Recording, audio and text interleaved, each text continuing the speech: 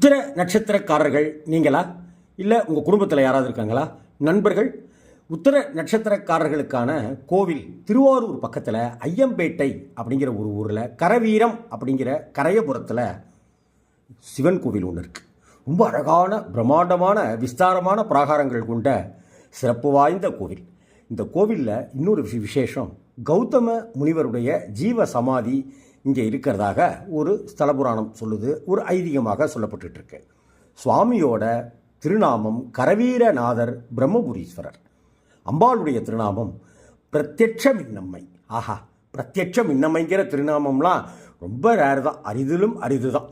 இங்கே அமாவாசை அன்று இந்த சிவனை வணங்கி வழிபட்டு கௌதம முனிவருடைய ஜீவ சமாதியிலும் வழிபட்டால் நம்முடைய முன்ஜென்ம பாவங்கள் விலகும், இதுவரை இருந்து வந்த காரிய தடைகள் அனைத்தும் நீங்கும்.